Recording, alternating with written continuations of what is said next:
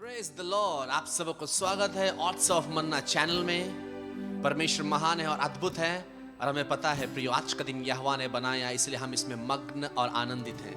प्रियो, वचन में ऐसा लिखा गया है, अगर हम पढ़ेंगे व्यवस्था विवरण 5 अध्याय और उसका 32 पद को, ऐसा लिखा हुआ है, इसीलिए तुम अपने परमेश्वर यहोवा की आज्ञा के अनुसार करने में चौकसी करना, ना तो दाहिने मुड़ना और ना बाएं। प्रियो, जो भी परिस्थिति हो जाए, यीशु के संग चलते रहिए, क्योंकि आपको जरूर पुरस्कार मिलेगा। प्रियो, आइए वचन सुनने से पहले हम उस परमेश्वर की महिमा और आराधना करें।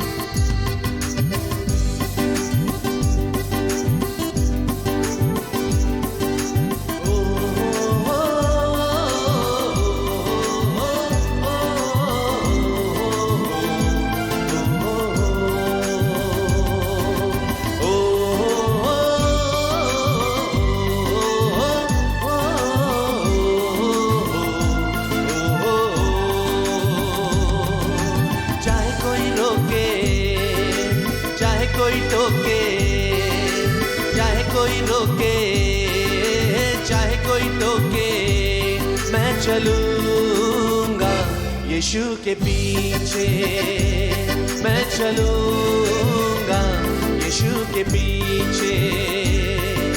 चाहे कोई माने, चाहे न माने, चाहे कोई माने, चलूंगा यीशु के पीछे। क्या तुम चलोगे यीशु के पीछे?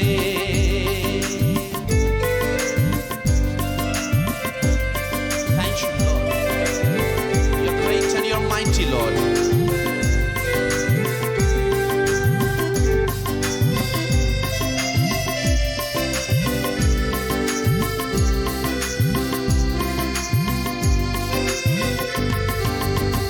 उसका कलाम ही दिल में रख कर सबको मैं सुनाऊंगा।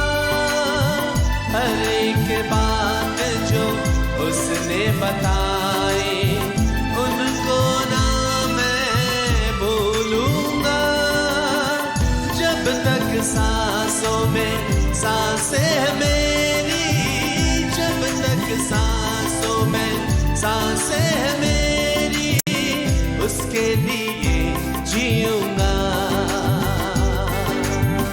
उसके लिए जीऊंगा। चाहे कोई रोके, चाहे कोई टोके, चाहे कोई रोके, चाहे कोई टोके, मैं चलूंगा यीशु के पीछे। क्या तुम चलोगे यीशु के पीछे? चाहे कोई माने, चाहे न माने, चाहे कोई माने, चाहे न माने, मैं चलूंगा यीशु के पीछे। क्या तुम चलोगे यीशु के पीछे?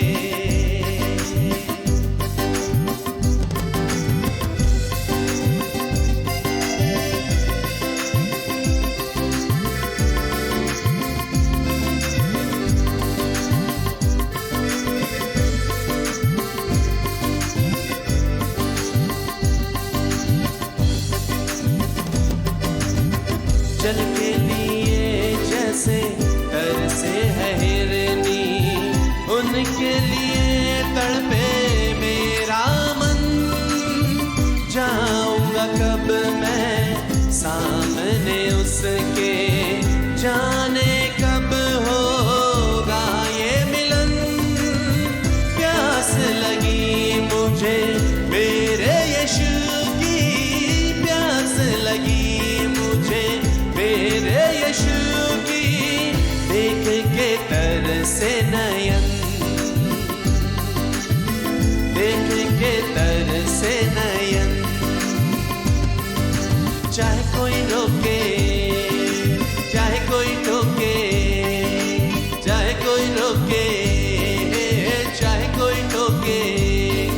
चलूंगा यीशु के पीछे, क्या तुम चलोगे यीशु के पीछे?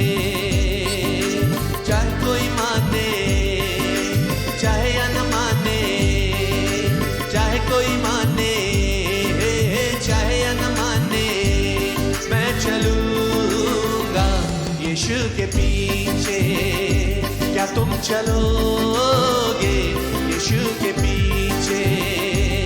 मैं चलूंगा यीशु के पीछे, क्या तुम चलोगे यीशु के पीछे?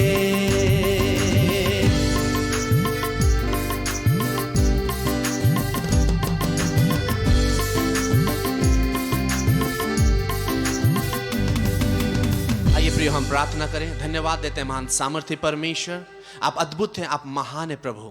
You are an unchanging God, आप यहोवा कभी बदलते नहीं हैं। इस घड़ी समय प्रभु हम जब तेरे दास से वचन सुनने जा रहे हैं, तेरे दास को हम तेरे हाथों में समर्पित करते हैं। जितने मेरे प्रिय लोग ओ प्रभु इस चैनल को देख रहे हैं, सबको ब्लेस कीजिएगा, ऐसा हम दुआ करते हैं। ये पूरा समय आपके हाथों में हम समर्पित करते हैं, यीशु के नाम से प्रार्थना मांगते हैं, आमीन। एक बात को जानिए, परमेश्वर हमारा भेंट को ग्रहण करने से पहले वो एक व्यक्ति को ग्रहण करता है। हमको पहले ग्रहण करना चाहिए, फिर हमारा भेंट ग्रहण योग्य होता है। अगर हम खुद ग्रहण योग्य नहीं है परमेश्वर के सामने, तो हमारा भेंट भी ग्रहण योग्य नहीं होता है। इसीलिए यहां पर देखिए, हालेलुया, अब परमेश्वर ने उसके साथ में क्या दिया, मैंने पहले बताया है, बुद्धि और समझ के साथ में वेल्थ जुड़ा हुआ रहता है। आमीन, हालेलुया, आमीन। इसीलिए उसको धन संपत्ति से भरपूर कर दिया, और सुलेमान के समान राजा ना तो कभी कोई पैदा होगा धनी, और ना हुआ था। इस तरह का परमेश्वर बोलता है, और सचमुच में सुलेमान सबसे धनी राजा था, वेल्दी राजा था। आमीन, प्रेज गॉड। सो मेलकीसेदक जब मुलाकात हुआ, तो परमेश्वर ने उसके द्वारा से पुनरुत्थान का सामर्थ को प्रकट किया। अब सवाल पैदा होता है कि अब्राहम को पुनरुत्थान का सामर्थ, मुर्दा में से जिंदा करने वाला सामर्थ को क्यों प्रकट किया, उसका पीछे उद्देश्य क्या था? ध्यान से सुनिएगा।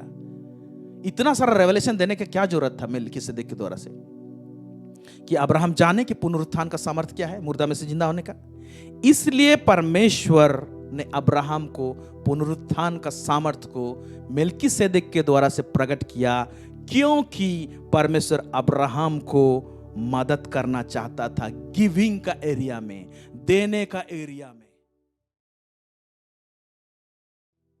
Praise the Lord, hallelujah, welcome to the Odds of Manna।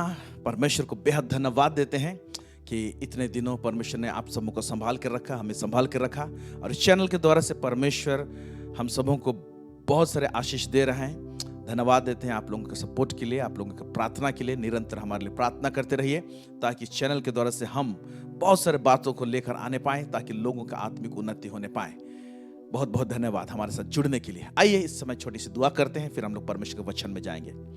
सर्वसामर्थ्य सेनाओं का यह परमेश्वर पिता, आकाश और पृथ्वी का सृष्टिकर्ता इमानुएल प्रभु, हम आपको धन्यवाद देते हैं प्रभु जी। आज हर एक श्रोता को प्रभु जी, सुनने वाले और सहभागिता रखने वाले इस सोशल मीडिया के थ्रू से प्रभु परमेश्वर पिता, प्रत्येक को अपने वचन के द्वारा से परमेश्वर पिता परिपुक्त कीजिए, मजबूत कीजिए प्रभु जी, बातें कीजिए और वचन को समझने का समझ दीजिए प्रभु परमेश्वर पिता। पवित्र आत्मा इसमें हमारी सहायता कीजिए। हम भी अपने आप को तेरे हाथ में समर्पित करते हैं, यीशु मसीह के नाम से मांगते हैं, सुनिए और ऐसे स्वर्ग राज्य में ग्रहण कीजिए, आमीन, हालेलुया। सो हम लोग किंगडम सीरीज में हम लोग करीब करीब 2 महीना से हम लोग चर्चा कर रहे हैं। पहला तो हमने बताया एक्सप्लोरिंग मैथ्यू 6:33, पहले उसकी राज्य धार्मिकता की खोज करो, उसके बाद तुम्हें सब वस्तुएं मिल जाएंगी। उसमें ढेर सारे बातें सीखें, और उसमें हर राज्य में एक अर्थव्यवस्था का सिस्टम होता है। इसलिए ये अर्थव्यवस्था का सिस्टम जो है, ये स्वयं में एक बहुत बड़ा विषय है, टॉपिक है। इसलिए हमने इस टॉपिक को एक अलग सीरीज बनाया है, जिसको कि हम लोग देख रहे हैं किंगडम इकोनॉमी के रूप में। और आज इस एपिसोड में हम लोग किंगडम इकोनॉमी पार्ट 5 में जा रहे हैं, और जिसमें हमारा जिस थीम में मैं बात करने को जा रहा हूं वो है सोइंग एंड रीपिंग, यानी बोना और काटना। हालेलुया, इट्स वंडरफुल टॉपिक है। इसमें बहुत डिटेल्स में नहीं जा रहा है, क्योंकि अगर डिटेल्स में जाए तो इसको मुझे 2 या 3 एपिसोड अलग से बनाना पड़ेगा। लेकिन कुछ बेसिक एकदम बुनियादी बातों को इसमें सीखने की कोशिश करेंगे। डिटेल्स में नहीं जाएंगे हम, ताकि आप स्वयं प्रार्थना कीजिएगा और जो बातें बताई जा रही है इसमें और भी प्रकाशन आप खोजिएगा। प्रभु निश्चय आप लोगों से बातें करेंगे। आमीन। सो मैं बताना चाहता हूं कि परमेश्वर के राज्य में बुनना और काटना जो है एक आत्मिक नियम है और बहुत पावरफुल नियम है। हालेलुया, एक पावरफुल लॉ है बोना और काटना परमेश्वर के राज्य में। इन तमाम बातों को हम देखने को जा रहे हैं और इसको ये बिब्लिकल है। परमेश्वर इसके विषय में अपने वचनों के द्वारा से बातें की हैं, कहा है। हम लोग पहले पढ़ेंगे 2 कुरिन्थियों उसका 7 उसका 9 उसका 6 पद। 2 कुरिन्थियों उसका 9 उसका 6 पद। यहाँ पर क्या लिखा हुआ है? परंतु बात यह है, जो थोड़ा बोता है वह थोड़ा काटेगा भी, और जो बहुत बोता है वह बहुत काटेगा। ओके, तो यहाँ पर लिखा है परंतु यह बात यह है कि जो थोड़ा बोता है वह थोड़ा काटेगा भी, और जो बहुत बोता है वह बहुत काटेगा भी। ओके, ये बहुत कॉम्प्लिकेटेड वचन नहीं, बहुत सिंपल सा वचन है। ये बोने के विषय में कह रहे हैं, तो बोने का मतलब क्या है? लास्ट वीक हमने रेवलेशन ऑफ गिविंग के विषय में हम लोग देखे। देना को ही बोना आप बोल सकते हैं, लेकिन बोना और काटना एक प्रिंसिपल के तहत आता है, एक नियम के तहत आता है, ताकि हम लोग इसको गहराई से समझने पाए। इसलिए इस तरह का वर्ड यूज किया गया है, गिविंग को ही बोना और काटना। Hallelujah, praise God. 2 कुरिन्थियों 9:6 पूरा पढ़ रहा हूं आप लोगों के लिए। परंतु बात यह है, जो थोड़ा बोता है वह थोड़ा काटेगा भी, और जो बहुत बोता है वह बहुत काटेगा भी। सिंपल सी बात है। अगर आप 1 मुट्ठी धान बुनेंगे तो आपको 1 मुट्ठी से आपको 5 मुट्ठी मिल सकता है, लेकिन आप 10 मुट्ठी धान बुनेंगे तो आपको ज्यादा उसका आउटकम मिलेगा। प्रेज गॉड, हालेलुया, आमेन, आमेन। तो इस बात को गहराईता से और अच्छी तरह से हम लोग समझने के लिए हम लोगों को बीज का जो प्रिंसिपल है, नियम है, बीज, सीड, ओके, उसको हमको समझने की आवश्यकता है। हम लोग इसको समझने की कोशिश करेंगे।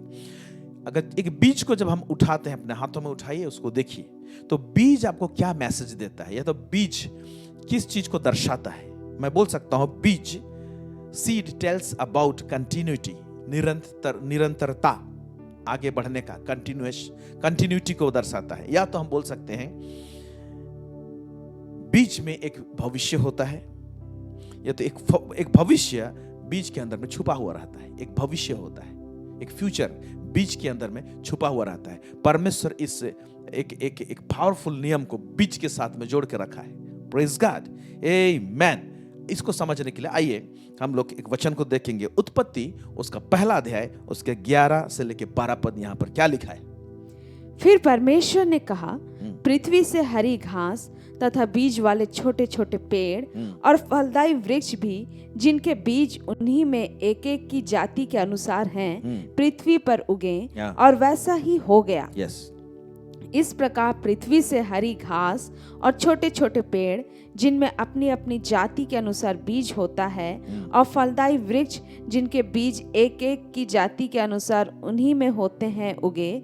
और परमेश्वर ने देखा कि अच्छा है। यहाँ लिखता है आखिरी भाग में, जिनके बीज एक एक की जाति के अनुसार, हर बीज हर एक जाति का फल के अनुसार उसी फल के अंदर हो, बोल रहा है। जिनके बीज एक एक के जाति के अनुसार उन्हीं में होते हैं, उगे। यानी जो फल आएगा, फल के अंदर में ही बीज होगा। ये परमेश्वर ने जब सृष्टि किया और पेड़ पौधों को उगने के लिए जिस तरह से आज्ञा दिया और ब्लेस किया परमेश्वर, तो हम लोग देखते हैं कि जब फल है, फल के अंदर में बीज को परमेश्वर छुपा के रखा है। ऐसा क्यों उसने कहा? क्यों इस तरह से कहा? सिंपल एक बात, परमेश्वर ने एक भविष्य को छुपाने के लिए, आने वाला कंटिन्यूटी को, कि आने वाले दिन में और हमको पेड़ चाहिए। वो पेड़ कहाँ छुपाऊंगा? परमेश्वर ने कहा उन सारे पेड़ों को, उन सारे पौधों को उसी के फल में जो बीज थे, बीज के अंदर में छुपा के रखा। तो अदर वर्ड्स में हम ये बोलते हैं कि बीज के साथ में जुड़ा हुआ नियम क्या है? उसके अंदर में एक फ्यूचर होता है, उसके अंदर में एक पेड़ होता है। Hallelujah, praise God. सो बोने और काटने का जो नियम है, जो बताया गया है, जो हम लोग ऊपर में कुरिन्थियों की पुस्तक में हमने पढ़े, तो उसमें इसी प्रकार का जो नेचुरल नियम है, ओके, जो स्वाभाविक नियम है पेड़ पौधे के साथ में होता है, वो चीज गिविंग में भी सेम चीज लागू होता है। इसीलिए जो थोड़ा बोता है वो थोड़ा काटेगा, जो ज्यादा बोता है वो ज्यादा काटेगा भी। इस प्रकार से लिखा हुआ है। आमेन, प्रेज गॉड, हालेलुया।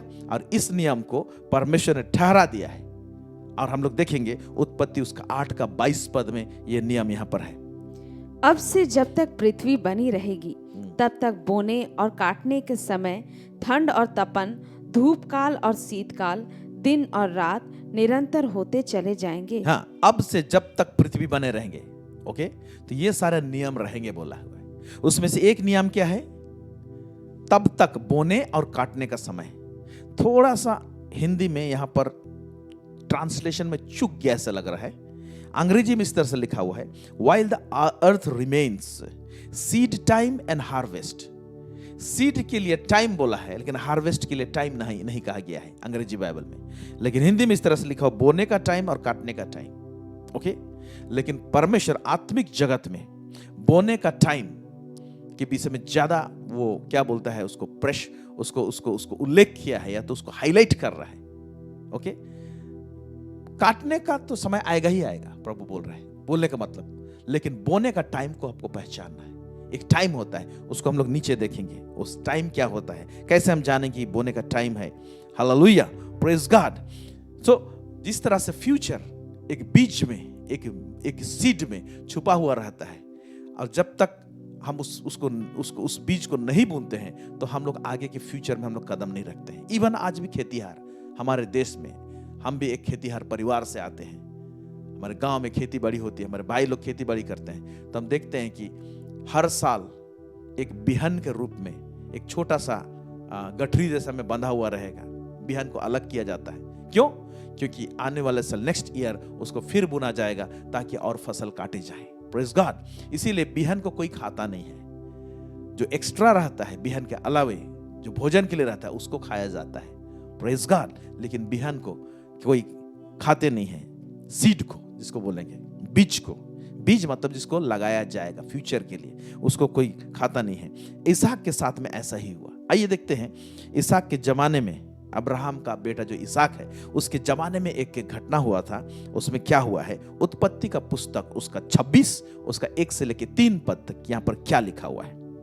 उस देश में अकाल पड़ा, यस, या उस पहले अकाल से अलग था। हाँ, अब देखिए, जिस देश में वो है उस देश में अकाल पड़ा हुआ है बोल रहे हैं। ये चिंता का विषय है। आज हम लोग बाइबल में इस बातों को पढ़ते हैं अकाल के विषय में, लेकिन आज अगर हमारे एरिया में या तो हमारे देश में अगर अकाल भूखमरी का टाइम आ जाएगा तो लोगों के दिल के धड़कन बढ़ जाएंगे। हम लोग क्या हो जाएंगे? चिंतित हो जाएंगे, हम लोग हताश हो जाएंगे, निराशा घेरेगी हम सबों को।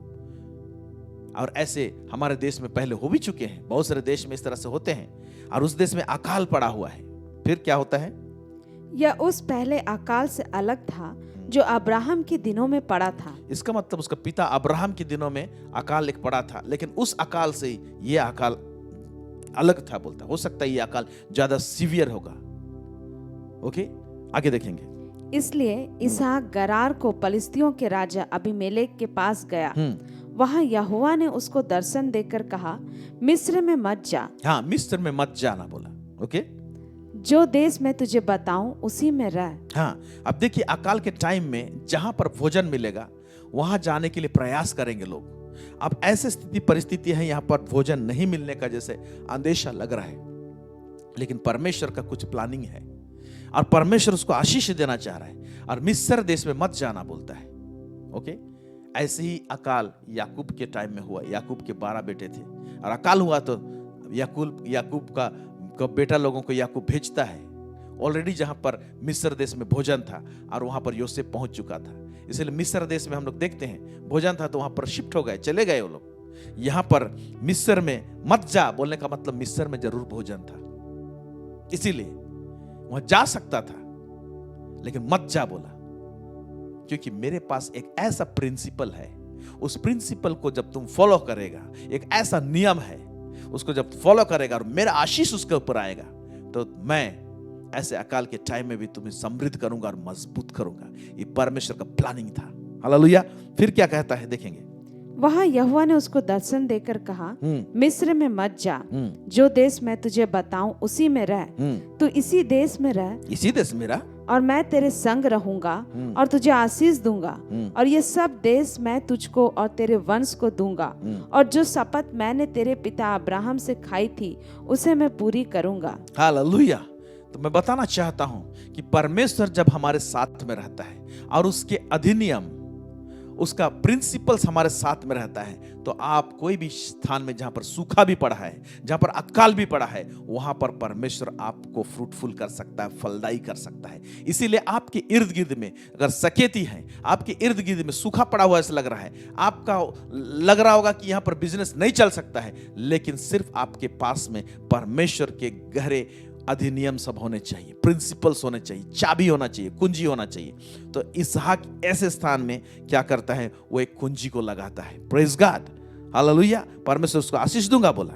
अब इसहाक क्या करता है, उत्पत्ति 26 उसका 12 से 13 पद में देखेंगे। उसी अकाल के क्षेत्र में जहां उसी में रहा, ठहरा रहा, और परमेश्वर ने उसके कार्य के ऊपर में आशीष किया। कौन सा कार्य को उसने पूरा किया है, कौन सा प्रिंसिपल को उसने फॉलो किया है, जो परमेश्वर ने ऑलरेडी एक प्रिंसिपल को लागू कर चुका था धरती में, बीज बोना और काटना। ये नेचुरल रूप में है, ओके। यही चीज आत्मिक जगत में जब हम लोग परमेश्वर के राज में बुनते हैं तो हम लोग काटते भी हैं। फिनेंशियल ब्लेसिंग हमारे जीवन में आती है। आगे देखेंगे उत्पत्ति 26 उसका 12 से 13। इसहाक क्या कर रहा है, फिर इसहाक ने उस देश में जोता बोया और उसी वर्ष में 100 गुना फल पाया। अब देखिए, और उसी वर्ष में 100 गुना फल लाया। इसहाक ने उस देश में जोता बोया। अब देखिए, अकाल के टाइम में जो बीज रहता है, लोग उसको बचा के रखेंगे कि भाई मेरा पेट भर जाए, मैं जीवित रहूं बोल के, उसको कोई बोना नहीं चाहेगा। लेकिन इसहाक ने विश्वास किया परमेश्वर के ऊपर में, और विश्वास से उसने बुना है, और बुना तो परमेश्वर उसका आशीष दिया बोलता है, और उसी वर्ष 100 गुना फल पाया।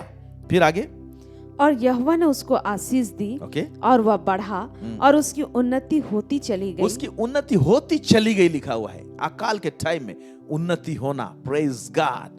आज इकोनॉमिक सिस्टम दुनिया का फेल हो सकता है, अर्थव्यवस्था का सिस्टम फेल हो सकता है, लेकिन मैंने पहले कहा है कि पर हमारे आशीष जो आता है ना, स्वर्ग से आता है। वहां का एक अभिषेक हमारे वेल्थ के ऊपर में, हमारे धन, हमारे संपत्ति के ऊपर में, हमारे कार्य के ऊपर में वो स्पर्श करता है, वो टच करता है, और उसके कारण से हमारा जो वेल्थ है, हमारा धन संपत्ति है, वो बढ़ता है, बहुगुणित होता है। यहां पर हम लोग देखने पाते हैं इसहाक के साथ में ऐसा ही हुआ, यहां तक कि वह अति महान पुरुष हो गया। अकाल के टाइम में परमेश्वर ने इसको ऐसा आशीष किया, इसका बोना और काटने को, ताकि और अति महान हो गया लिखता है। प्रेज गॉड, आमेन।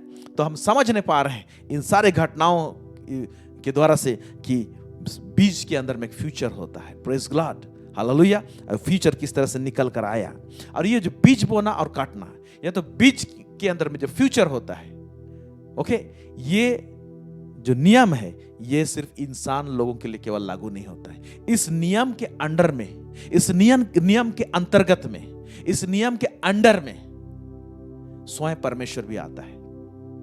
ये नियम जो परमेश्वर बना है, स्वयं परमेश्वर बोलता है, जो वचन बोलता है, परमेश्वर अपने बड़े नाम से अपने वचन को सबसे ऊपर में रखा है। हालेलुया। तो उसके सारे जो नियम है अपने बड़े नाम से उसके ऊपर में रखता है। प्रिंसिपल्स हैं, परमेश्वर उसको अपने बड़े नाम के ऊपर में रखा है। Praise God, hallelujah. तो इसलिए ये जो नियम है, इसको परमेश्वर स्वयं फॉलो करता है, स्वयं इस नियम के अधीन में परमेश्वर रहता है। कैसे, आइए देखते हैं। यूहन्ना उसका 3 उसका 16 पद, जिसको कि हम लोग सब कोई वाकिफ हैं और जानते हैं मसीहियत में। क्योंकि परमेश्वर ने जगत से ऐसा प्रेम रखा कि उसने अपना इकलौता पुत्र दे दिया, ताकि जो कोई उस पर विश्वास करे वह नष्ट ना हो परंतु अनंत जीवन पाए। Praise God. अब इस वचन को एक अलग एंगल से समझिए। कैसा? परमेश्वर ने जगत से इतना प्रेम किया कि अपने एकलौते पुत्र, यानी एकलौते पुत्र यीशु जो है वो बीज है। हालेलुया। तो परमेश्वर ने एक ही बीज था उसके पास में, एक लौटा, उस बीज को उसने बुना इस संसार में। क्यों बुना? ताकि ढेर सारे फसल काटे। किस प्रकार का फसल? ढेर सारे पुत्रों को काटे। हालेलुया। एक पुत्र को जब उसने बीज के रूप में लगा दिया तो उसके ऊपर में जब विश्वास किए तो ढेर सारे पुत्र लोग पैदा हुए, जो कि आप और हम हैं। Praise God. तो हमको ढेर सारे फसल को लाने के लिए, ढेर सारे पुत्रों को देखने के लिए एक बीज तो एक ही था उसके पास में, ढेर सारे नहीं थे। इसलिए वो जो बीज लगाया, परमेश्वर स्वयं, तो हम जैसे आपके समान विश्वास करने वाले जो ये मसीह के स्वरूप में हम लोग प्रतिदिन हम लोग उसमें बदलने जा रहे हैं, बदल रहे हैं, तो इस प्रकार का पुत्र सबको परमेश्वर ने स्वयं पाने के लिए बीज को बुना। आप देख रहे हैं, हालेलुया। इसीलिए गलाती उसका 3:16 में यही चीज लिखा हुआ है। अंग्रेजी में और स्पष्ट आपको पता चलेगा, मैं पढ़ रहा हूं आप लोगों के लिए। अतः प्रतिज्ञा अब्राहम को और उसके वंश को दी गई। वह यह नहीं कहता वंशों को, मतलब सीड से नहीं कहता, वंशों को, जैसा बहुतों के विषय में कहा, पर जैसा एक के विषय में, तेरे वंश को, माने तेरे बीज को, और वह मसीह है। यानी वो बीज जो है, सिंगल बीज, एकमात्र बीज, वह मसीह है। इस एकमात्र बीज को परमेश्वर ने इस धरती में बुना और आपको और मुझे और संसार में कितने सारे संतान को उसने प्राप्त किया। Hallelujah, praise God. तो आप देख रहे हैं कि परमेश्वर ने इस प्रिंसिपल को स्वयं बनाया है, ये हमारे लिए लागू होता है और इस नियम को स्वयं परमेश्वर फॉलो करता है। तो परमेश्वर स्वयं जब फॉलो करता है इस नियम को, तो सोच सकते हैं कि ये नियम बोना और काटने का जो नियम है, बीज बोना और काटने का जो नियम है, ओके, ये कितना पावरफुल है। Praise God, praise the Lord, amen, amen, hallelujah. So मैं फिर से बोल रहा हूं, गिविंग को ही बीज बोना बोल सकता है। ओके, आप जो देते हैं परमेश्वर के राज्य में, लास्ट वीक हम लोग देखे और उससे पहले भी लॉ ऑफ वेल्थ में हम लोग देख रहे थे। हम बहुत ढेर सारे बातों को सीख रहे हैं। तो आज उसका एक स्पेसिफिक नियम को बोना और काटना के विषय में हम लोग चर्चा कर रहे हैं ताकि ये मैसेज कंप्लीट हो जाए। Praise God. एक वचन को हम लोग उठाते हैं, फिलिप्पी उसका 4:19 में पढ़ रहा हूं। ये वचन को उठा के क्लेम करते हैं, लेकिन जानते हैं ये वचन को ऐसे सिर्फ क्लेम करने से नहीं होगा, इसको उठा के ऐसा हो मेरे साथ बोलने से नहीं होगा। क्या है वचन? मेरा परमेश्वर भी अपने उस धन के अनुसार जो महिमा सहित मसीह यीशु में है तुम्हारे हर एक घटी को पूरी करेगा। इसको हम लोग ऐसे क्लेम करते हैं इस वचन फिलिप्पी 4:19 के अनुसार, परमेश्वर अपने महिमा के धन के अनुसार मेरे हर एक घटी को पूरी करेगा, मेरे हर एक घटी को पूरी करेगा। अब पौलुस इस वचन को कहा, कब कहा? इसका ऊपर में कुछ हुआ है। जब उस ऊपर वाला भाग को जब हम करते हैं और उसके बाद इस वचन को क्लेम करते हैं, तब ये वचन पूरा होगा।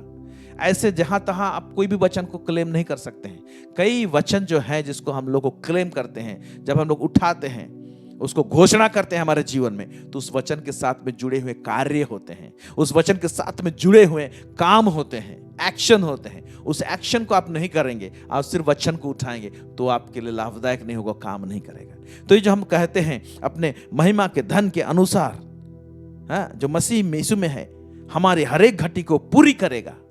कब पूरी करेगा? तो इसके ऊपर में चले जाएंगे। पौलुस ये बात बोलने से पहले ऊपर हुआ क्या है तो हम लोग पढ़ेंगे फिलिपियों के पुस्तक उसका 4, हम लोग 19 को पढ़ें, हम लोग 14 से पढ़ेंगे, 14 से 19, तब आपको ये वचन एक्चुअली में समझ में आएगा। फिलिपी 4 उसको 14 से 19 पढ़ेंगे। तो भी तुमने भला किया कि मेरे क्लेश में मेरे सहभागी हुए। हाँ, पौलुस कह रहा है, फिलिपी मंडली से कह रहा है, तुमने भला किया कि मेरे क्लेश में मेरे सहभागी हुए। फिर हे फिलिपियो, तुम आप भी जानते हो कि सुसमाचार प्रचार के आरंभ में जब मैं मकीदुनिया से विदा हुआ, तब तुम्हें छोड़ और किसी मंडली ने लेने देने के विषय में मेरी सहायता नहीं की। ये बात उल्लेख कर रहा है। ये पौलुस जो है कितने जगह में उसने कलीसिया खड़ा किए हैं, फिलिपी में, गलाती में, कुरिन्थियों में, इफिसी में, और नाना प्रकार के कितने पूरे एशिया में, फ्रिगिया में और मैसिडोनिया में, अखाइया में, कहां कहां न जाने कितने कितने सारे कलीसिया उस खड़े किए।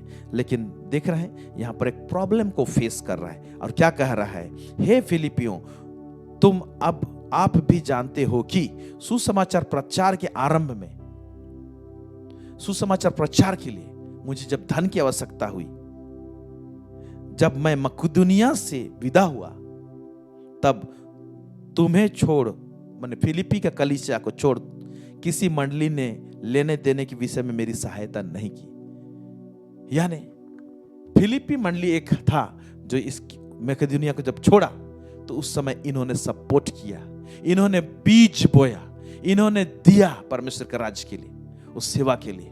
Praise God. यस, सेवकाई में जरूरत होती है।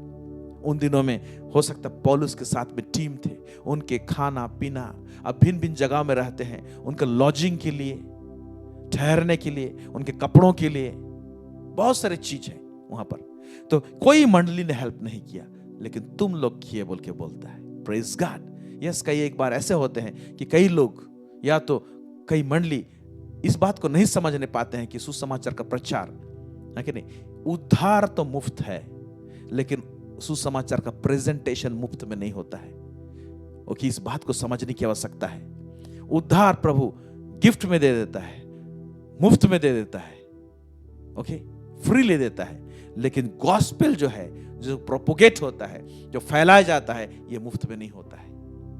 आज टेलीविजन मिनिस्ट्री में के द्वारा से गॉस्पेल जब जा रहा है तो सोचिए कितने खर्चे होते हैं। आज मिशनरियों को भेजे जाते हैं, कितने खर्चे होते हैं। बहुत सारे एरिया में, हर एरिया गॉस्पेल का, कोई भी क्षेत्र को देखिए जब सुसमाचार का प्रचार और प्रसार हो रहा है, ओके, जहां पर इक्विपमेंट्स की जरूरत है तो उसके लिए खर्चे हैं हर एरिया में, छोटे से छोटे चीज लेके बड़े से बड़े चीज तक। Praise God. फिर आगे क्या लिखता है?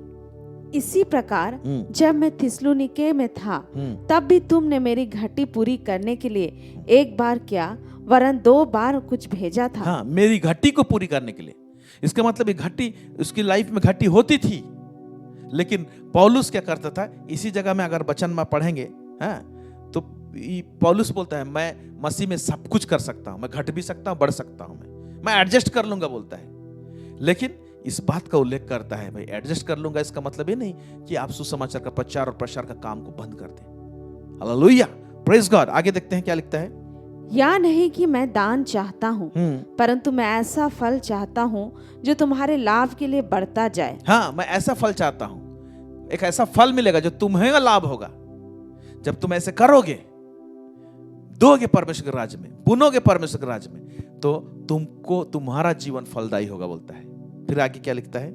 मेरे पास सब कुछ है, वरन बहुतायत से भी है। जो वस्तुएं तुमने इपफ्रुदीतुस के हाथ से भेजी थी, उन्हें पाकर मैं तृप्त हो गया हूँ। मतलब तुम लोग इतना अच्छा सपोर्ट किए मुझे कि भरपूरी हो गया, मैं सैटिस्फाइड हो गया और तृप्त हो गया। मेरे को जो चाहिए था परमेश्वर की सेवा के लिए, वो सब कुछ आप लोगों ने मुहैया कराया, जुगाड़ किया, आपने परमेश्वर के राज्य में बुना है बोल के फिलिप्पी के कलीसिया को कह रहा है। फिर वह तो सुखदायक सुगंध, ग्रहण करने योग्य बलिदान है जो परमेश्वर को भाता है। तो गिविंग जो है, जब परमेश्वर के राज्य में हम लोग बुनते हैं, हालेलुया, तो उससे एक आत्मिक सुगंध निकलती है और उस सुगंध को परमेश्वर लेने पाता है।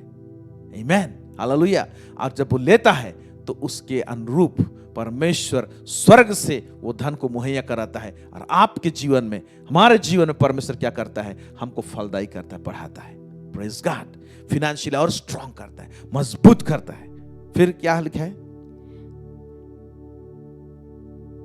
मेरा परमेश्वर भी अपने उस धन के अनुसार जो महिमा सहित मसीह यीशु में है, तुम्हारी हर एक घटी को पूरी करेगा। हाँ, ये तुमने किया है, इसीलिए मेरा परमेश्वर भी क्या करेगा, तुम्हारी हर एक घटी को पूरा करेगा बोल रहे हैं। अब समझ में आ रहा है आप लोगों को कि ये वचन जो लास्ट का को हम लोग उठा लेते हैं, क्लेम करते हैं, लेकिन किसको ये वचन बोल रहा है? क्योंकि तुम लोगों ने परमेश्वर के राज्य में बुना है, इसलिए मेरा परमेश्वर भी अपने महिमा के धन के अनुसार क्या करेगा, तुम्हारी हर एक घटी को क्या करेगा, पूरी करेगा बोलता है। Praise God. तो ऐसे ही और एक वचन को हम लोग क्लेम कर लेते हैं। ऐसे क्लेम करने से नहीं होगा। कौन सा वचन को क्लेम करते हैं? हम लोग घोषणा करने लग जाते हैं, लेकिन ऐसे घोषणा करने से नहीं होगा। कौन सा? 2 कुरिन्थियों उसका 8 उसका 9 पद पढ़ेंगे। तुम हमारे प्रभु यीशु मसीह का अनुग्रह जानते हो कि वह धनी होकर भी तुम्हारे लिए कंगाल बन गया, ताकि उसके कंगाल हो जाने से तुम धनी हो जाओ। हाँ, हम लोग क्या क्लेम करते हैं? मसीह मेरे लिए धनी होने के बावजूद भी कंगाल हो गया, ताकि उसके कंगाल होने से मैं धनी हो जाऊं, इसलिए मैं धनी हूं। ओके, ये वचन भी हम ऐसे ही क्लेम करेंगे विदाउट एनी एक्शन, काम में नहीं आएगा। ये वचन जो पौलुस जो बोला है, कब बोला है, क्यों बोला है और किसको बोला है? Praise the Lord. आइए देखते हैं कब बोला, उसके ऊपर में कुछ समझाने की कोशिश किया है। वो पढ़ेंगे 2 कुरिन्थियों 8 उसका 1 से 9 पद। हम लोग 10 को पढ़े तो हम लोग 1 से 2 कुरिन्थियों 8 उसका 9 को पढ़े। अभी 2 कुरिन्थियों 8 उसका 1 से 8 पढ़ेंगे और 9 को भी इंक्लूड कर देंगे। हम पढ़ेंगे। अब हे भाइयों, हम तुम्हें परमेश्वर के उस अनुग्रह का समाचार देते हैं जो मकिदुनिया की कलीसियाओं पर हुआ है। हाँ, अभी देखिए, मकिदुनियाओं के कलीसियाओं पर, अभी कोरिन्थी मंडली को समझा रहा है और लिख रहा है चिट्ठी, लेकिन उदाहरण दे रहा है, एग्जाम्पल दे रहा है। मकिदुनिया के कलीसिया में एक ग्रेस मिला, परमेश्वर ने एक ग्रेस दिया। कौन सा ग्रेस, कौन सा अनुग्रह? गिविंग वाला ग्रेस। यस, परमेश्वर अनुग्रह देता है, ग्रेस देता है, ताकि इस पर एक ऐसा ग्रेस है जिसमें कि हम लोग को देने के लिए डर नहीं लगेगा। इस प्रकार का ग्रेस है जो कि एक भिन्न तरीके से लोग देंगे। कैसे ये ग्रेस मिलता है? तब ये सबको, सबके साथ नहीं भी हो सकता है, लेकिन ये ग्रेस जब मिलता है तो क्या होता है? इसलिए इस ग्रेस को मांगना चाहिए परमेश्वर से हमको। हालेलुया। आइए, इस ग्रेस में क्या हुआ है, मकिदुनिया की कलीसिया वाले ने क्या किए हैं? कि क्लेश की बड़ी परीक्षा में हाँ। उनके बड़े आनंद और भारी कंगालपन में उनकी उदारता बहुत बढ़ गई। सिचुएशन देखिए कि क्लेश की बड़ी परीक्षा में उनके पास क्लेश थी और बहुत परीक्षा का समय था। उनके बड़े आनंद, लेकिन फिर भी क्या बोलता है, प्रभु का आनंद उनमें था। क्लेश थी, परीक्षा थी, लेकिन प्रभु का आनंद उनमें था। फिर बोलता है भारी कंगालपन में, उनको बीच में दिख रहा कंगालपन दिखाई दे रहा है, में उनकी उदारता बहुत बढ़ गई। देखिए, उनके पास में घटी थी, किसको? मकिदुनिया के कलीसिया में, लेकिन ऐसे टाइम में उनकी उदारता बढ़ गई। क्या ये स्पेशल ग्रेस नहीं है? Praise God. जब खुद को नहीं है लेकिन परमेश्वर के राज्य के विषय में सोच रहे हैं, ये स्पेशल ग्रेस है। ये ग्रेस आप सबों को, हम सबों को यीशु के नाम में मिलने पाए। Praise God, hallelujah. आगे देखिए क्या लिखता है, उनके विषय में मेरी यह गवाही है। हाँ, उनके विषय में मैं गवाही दे रहा हूं, मेरी ये गवाही है, बोल रहा है कि उन्होंने अपनी सामर्थ भर, हाँ, उन्होंने अपने सामर्थ भर, वरन सामर्थ से भी बाहर मन से दिया। हाँ, सामर्थ से भी बाहर दे सकता है एक व्यक्ति, लेकिन लास्ट में क्या लिखा? मन से दिया। जब सामर्थ से बाहर चला जाता है ना, तो मन नहीं लगता है, मन कुंठित होता है। लेकिन स्पेशल ग्रेस मिला था मैसिडोनिया को, लाबू रासा का थका शानदार। Praise God. ये सोचने वाली बात है। इस एरिया में हम लोग फेल हो जाते हैं, क्या रे मुझे तो नहीं पुर रहा है, मैं कैसे परमेश्वर के राज्य में दूं? लेकिन यहां पर एक घटना हुआ है जिसके गवाही पौलुस दे रहा है कि क्लेश है फिर भी आनंद मना रहे, कंगालपन है लेकिन उदारता बढ़ गई। फिर बोलते हैं उसके विषय में मेरी यह गवाही है कि उन्होंने अपने सामर्थ भर, वरन सामर्थ से भी बाहर मन से दिया। Special grace. Praise God. इसको हम लोग को, ऐसा अनुग्रह सबको मिलना चाहिए। आगे पढ़ेंगे। और इस दान में और पवित्र लोगों की सेवा में भागी होने के अनुग्रह के विषय में हमसे बार बार बहुत विनती की। हाँ, वो लोग इतना देनदार थे, उदारता थे कि बोल रहे हैं, विनती कर करके, और क्या चाहिए पौलुस, और क्या चाहिए बोलिए, हम और करेंगे, ऐसे बोल रहे हैं इस अनुग्रह के विषय में। तो देने का है ना, एक जो ग्रेस है, इस एक ग्रेस है ना, बहुत डीपर ग्रेस है। क्या शानदार। Praise the Lord. अनुग्रह के विषय में हमसे बार बार बहुत विनती की, ओके, कि हम और करना चाहते हैं, सामर्थ्य से बाहर दे रहे हैं, फिर भी बोल रहे हैं और करना चाहते हैं। आगे फिर और जैसी हमने आशा की थी वैसी ही नहीं, वरन उन्होंने प्रभु को फिर परमेश्वर की इच्छा से हमको भी अपने आप को दे दिया। वो लोग ऐसे दिया कि हम लोग को भी अपने आप को दे दिए, वो खुद पूरा सरेंडर हो गए। फिर क्या बोलता है, इसलिए हमने तीतुस को समझाया कि जैसा उसने पहले आरंभ किया था वैसा ही तुम्हारे बीच में इस दान के काम को पूरा भी कर ले। हाँ, ये वो लोग मकिदुनिया में कैसे किए थे, वो चीज, ये दान के काम को तुम्हारे बीच में भी पूरा कर लिया जाए बोल के अभी कोरिन्थी मंडली में तीतुस को भेज रहा है। फिर आगे, वैसे ही इसलिए जैसे तुम हर बात में अर्थात विश्वास, वचन, ज्ञान और सब प्रकार के यत्न में और उस प्रेम में जो हमसे रखते हो बढ़ते जाते हो, वैसे ही इस दान के काम में भी बढ़ते जाओ। हाँ, जैसे बोलता है वचन में, ज्ञान में और सब प्रकार के यत्न में जैसे बढ़ते जाते हो, तो इस कार्य में भी बढ़ो, है? वैसे ही इस दान के काम में भी बढ़ते जाओ, इस बोने के काम में भी बढ़ते जाओ। बोलने का मतलब, फिर मैं आज्ञा की रीति पर तो नहीं, परंतु दूसरों के उत्साह से तुम्हारे प्रेम की सच्चाई को परखने के लिए कहता हूँ। दूसरों के उत्साह से, मकिदुनिया में जो घटना हुई थी वो उत्साहित हो गया है। कौन? पौलुस। तो दूसरों के उत्साह से बोलता है तुम्हारी प्रेम की सच्चाई को परखने के लिए कहता हूं, तुम लोग ऐसे करो, तुम लोग भी करो। मकिदुनिया वाला जैसे किए थे, तो तुम जब परमेश्वर के राज्य में बोगे इसी से पता चलेगा कि तो परमेश्वर को कितना प्यार करते हो। बोलता है तुम्हारे प्रेम की सच्चाई को परखने के लिए कहता हूं। तो गिविंग के एरिया में हम लोग परमेश्वर के प्रति कितना प्रेम है ये चेक किया जा सकता है। पौलुस भी इस बात को लिखता है, जैसे कि यीशु मसीह ने उस धनी व्यक्ति को कहा, हालेलुया, अपना संपूर्ण संपत्ति सब बेच दो, कंगालों को बांट दो और मेरे पीछे हो लो। फेल हो गया वहां पर। तो वेल्थ के एरिया में परमेश्वर टेस्ट करता है, चेक करता है। हालेलुया। यहां पर बोलता है तुम्हारी प्रेम की सच्चाई को परखने के लिए कहता हूं। फिर क्या कहता है? इसके बाद जाके बोलता है जब तुम ऐसे करते हो तो ये घोषणा को करता है। क्या घोषणा करता है? पढ़ेंगे अभी।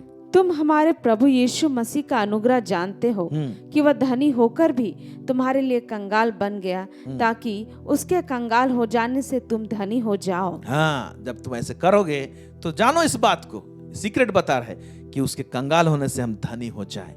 एक ग्रेस रिलीज हुआ है गिविंग के एरिया के लिए। परमेश्वर ग्रेस देगा कि जब आप देंगे तो आपको परमेश्वर मल्टीप्लाई कर देगा। ये प्रभु बोल रहा है। Praise God, hallelujah.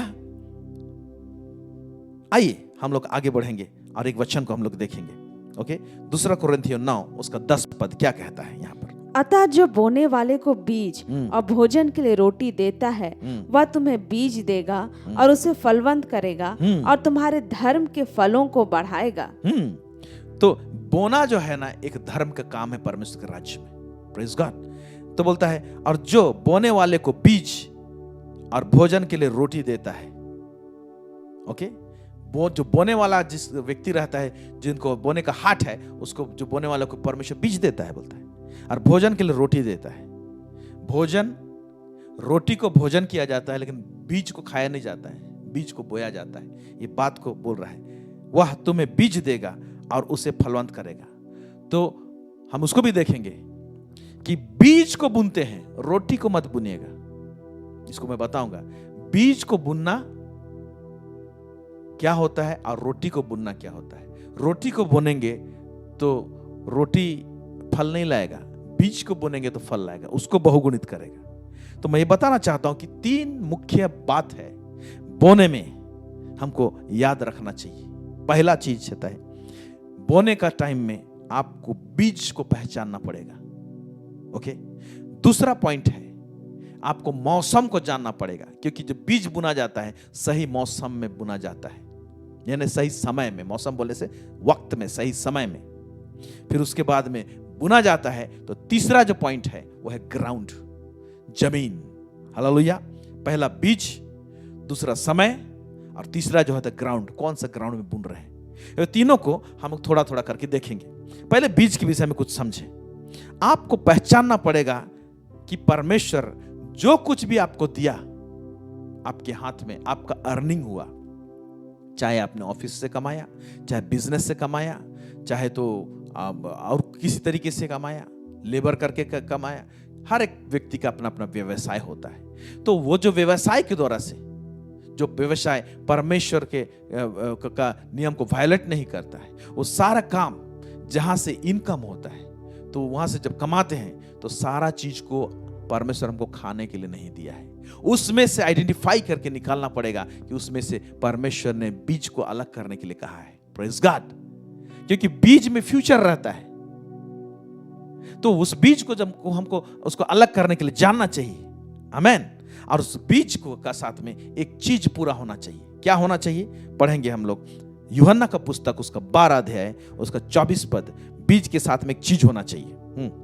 मैं तुमसे सच सच कहता हूँ कि जब तक गेहूं का दाना भूमि में पड़कर मर नहीं जाता वह अकेला रहता है, परंतु जब मर जाता है तो बहुत फल लाता है। देखिए, बीज के साथ में एक चीज होता है। फल कब लाएगा? जब बीज को जब गाड़ देते हैं हम लोग, तो गाड़ने के बाद में जमीन के अंदर में क्या हो जाता है? वो मर जाता है। मरने के बाद जब वहां से पेड़ निकलता है तो फलवंत होता है। यानी बीज को मरना जरूरी है। कई बार क्या होता है, हम लोग परमेश्वर के राज में बुनते हैं और हम लोग मरने नहीं देते। इसका क्या तात्पर्य है? कैसे मरने नहीं देते? है ना, हम लोग कैसे मरने नहीं देते बता रहे। बुनने का टाइम में बुन देंगे, परमेश्वर के राज में दे देंगे, उसके बाद हम दिमाग चलाएंगे। ये बीज हम लगा दिए, शायद ज्यादा लगा दिए, हमको इतना नहीं करना चाहिए था। अभी ये बीज तो चला गया, ये बीज में प्रभु के दास के जीवन में बुन दिया। अभी प्रभु का दास इसको इसमें ही नहीं यूज नहीं करना चाहिए, उसमें यूज करना चाहिए। बहुत सारा प्रकार का दिमाग लगाते हैं। तो हम लोग ऐसे दिमाग जब लगाते हैं ना, उस बीज को मरने नहीं देते, वो फलदायी नहीं होने पाएगा। जब आपने परमेश्वर के राज्य में जस्ट बीज लगा दिया, जस्ट फॉरगेट इट, है ना। वचन क्या बोलता है? एक बीज बोने वाला निकला, बीज बुना, रात को जब सो गया, बोलता है प्रेज़ गॉड, निश्चिंत होकर सो जाइए, वो निकलेगा। उस दृष्टांत में और भी बातें हैं, बातें करती हैं, लेकिन वहां पर बीज बोने के बाद में वो सो गया। Praise God. अब पता नहीं चला कि कैसे वो निकल आया। यस, आपको इंतजार करना पड़ेगा काटने के लिए, लेकिन बीज बुनने के बाद में उसमें हिसाब किताब ना बैठाए, उसे कैलकुलेट ना करें, मैं ज्यादा कर दिया या कम कर दिया। तो इस प्रकार से उसके पीछे में दिमाग इतना लगा देते हैं हम लोग कि उसको मरने नहीं देते। इसलिए प्रभु बोलता है, मैं तुमसे सच कहता हूं कि जब तक गेहूं का दाना भूमि में पड़कर मर नहीं जाता। इसलिए जब परमेश्वर के राज में बुनते हैं, just so it and give thanks to God. परमेश्वर को सिर्फ धन्यवाद दीजिए, लॉर्ड आपने मुझे ग्रेस दिया कि मैं बुनने पाया। प्रभु जी, निश्चय इसको आप फलवंत करेंगे प्रभु जी, अपने वचन के अनुसार फलवंत कीजिए। उस समय आप क्लेम कीजिएगा, परमेश्वर अपने महिमा के धन के अनुसार मेरे हर एक घटी को पूरा करेगा। बुन दिया ना, उसके बाद इसको क्लेम कीजिए। मसीह इस धरती में आया, वो धनी होने के बावजूद भी कंगाल हो गया, ताकि उसके कंगाल होने से मैं धनी हो जाऊं। ये आपको क्लेम करना है। प्रेज़ गॉड, आमेन। लेकिन हम लोग बीज को मरने नहीं देते। बीज मरना जरूरी है, तब जाके वो फलवंत होने पाएगा। मैं सिंपल तरीके से आप लोगों को बताने चाह रहा हूं, उसमें डिटेल्स में नहीं जा रहा हूं। आमेन। बीज के साथ में और एक कार्यकलाप होता है, और वो होता है, उसको स्कैरिफिकेशन सीड बोलते हैं अंग्रेजी में, स्कैरिफिकेशन ऑफ सीड, SCARIFICATION। इसको गूगल सर्च मारिएगा, आपको समझ में आएगा। स्कैरिफिकेशन मतलब बीज का खुरचा जाना, जैसे बीज को खुरचना, ओके, इसको कहते हैं स्कैरिफिकेशन। इसमें क्या होता है, नेचुरल रूप में, स्वाभाविक रूप से बीज जो हम लोग जमीन में लगाते हैं, कुछ कुछ बीज को ठीक से वो फल लाए, जल्दी फल लाए बोल के उसको खुरचते हैं मैकेनिकली। जैसे कि कुछ कुछ चीज में रगड़ देते हैं, तो उसका ऊपर वाला जो कोटिंग होता है ना, वो थोड़ा सा नरम हो जाता है। कभी कभी उसको कुछ टेम्परेचर का सेक देते हैं, ताकि ऊपर वाला जो भाग कोटिंग है वो नरम हो जाए, तो जल्दी से वो अंकुर होने पाएगा। अंकुर होने में उसको प्रेशर नहीं लगेगा। चाहे तो कई बार उसको कुछ केमिकल में भिगा देते हैं, सोक कर देते हैं, तो ऊपर वाला जो भाग है उसका सीड का हार्ड वाला भाग, वो क्या हो जाता है, नरम हो जाता है। ये एक तरीका है स्कैरिफिकेशन। और एक वंडरफुल तरीका है आप जानते हैं कि नहीं जानते, कभी कभी कुछ बीज जब फल को खाता है जानवर, तो वो फल खाने के बाद बीज उसके पेट में जाता है। तो कुछ कुछ बीज ऐसा है, जब तक वो जीव जंतु का पेट से होके संडास से बाहर ना चला जाए, वो ठीक से फलदायी नहीं होने पाता है। उसका पेट में जाके प्रोसेस होता है, उसके बाद में वो बीज क्या होता है ना, वो जर्मिनेट होने में या तो फलदायी होने में, ओके, बहुत जल्दी तुरंत होता है और बेस्ट होता है वाला। Praise God. लेकिन उसी बीज को आप बिना जानवर का पेट से होके उसको डालिए और उसको सेवा देने खोजिए, वो जिस तरह से निकलेगा ना, वो ठीक से निकलने नहीं पाता है। कुछ कुछ बीज का बात बोल रहा है, हर एक बीज नहीं। कुछ बीज को जरूरी है कि वो जीव जंतु जब खाते हैं उसके पेट में जाए, और उसके बाद जब बाहर आता है, तब उस बीज से जो फल होता है, वो वहां से जो अंकुर होता है, वो तगड़ा और मजबूत होता है। Praise God, hallelujah. तो इसको स्कैरिफिकेशन हम बोल सकते हैं, उस प्रोसेस में आता है। मैं एक गवाही आप लोगों को बताना चाहता हूं। यानी वो बीज जो है, वो जानवर के पेट में जैसे कंज्यूम होता है, यूज हो जाता है वो फल, और उस प्रोसेस से होकर जाता है, तो वो बीज का एक अच्छा फल आता है। मैं कुछ साल पहले मेरे साथ में एक अद्भुत परमेश्वर ने अद्भुत काम किया इस बोने और काटने के विषय में। जो चीज मैं आपको सिखा रहा हूं, ये बोना और काटना, ये मेरा एक लाइफस्टाइल हो गया है बहुत सालों से। जब से प्रभु को जाना और इसके विषय में, बोना और काटने के विषय में जाना, मैं इसको लगातार अपने जीवन में करता हूं। हर महीना मैं करते रहता हूं। हालेलुया। भिन्न भिन्न जगह में, भिन्न भिन्न ग्राउंड में, अलग अलग जमीन में मैं बीज बुनते रहता हूं। और परमेश्वर क्या करता है? आशीष करता है। अब हम देख रहे हैं उसका आशीष को। कभी भी ये नियम फेल नहीं हुआ है और कभी होगा भी नहीं। Praise God. ये परखा हुआ नियम है, इसको मैंने टेस्ट किया इस नियम को। Praise God. कुछ साल पहले अचानक से एक दिन रात को एक प्रभु के दास के साथ में कुछ कन्वर्सेशन चला और पता चला कि उसका दूसरा दिन सुबह उसको फ्लाइट से इमरजेंसी है, दूसरा एक जगह में जाना है। हमारे देश के ही बात कर रहा हूं, जाना है। और वो प्रभु का दास के पास में वो टिकट के लिए कुछ जुगाड़ जंतर नहीं है और उसको दूसरा दिन सुबह ही जाना है फ्लाइट में चढ़कर। और मेरे को पता चल गया कि उसको जाना है और इमरजेंसी भी है। और वो प्रभु के दास ने सिर्फ उससे खाली पता चला मुझे, लेकिन उसने मुझे फ्लाइट का टिकट करने के लिए नहीं बोला, कुछ नहीं बोला, सिर्फ मैं जाना।